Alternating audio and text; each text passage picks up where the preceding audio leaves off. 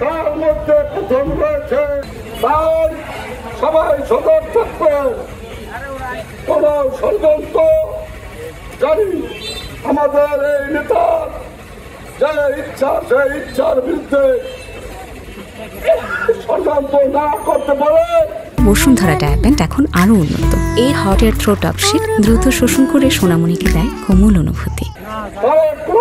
সাথে থেকে এদেশের মানুষের পাশে থেকে আগামীতে ধানের শীষে ভোট দিয়ে বিএনপিকে জয় করব।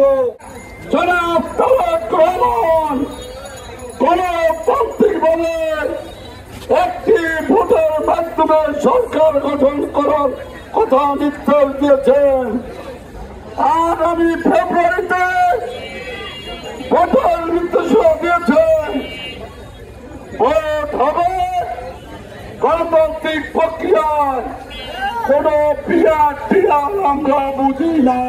গণতান্ত্রিক উপায় ভোট দেওয়ার জন্য কোন পিয়ার টিয়ার বুঝি না, আমরা বুঝি ভোট। আমরা ভোট দিব ধানের শীষে। ধানের শীষের প্রার্থী এখান থেকে যিনি হবেন তিনি আমি হবেন এমপি। ওই সমস্ত বাউতাবাদী চলবে না।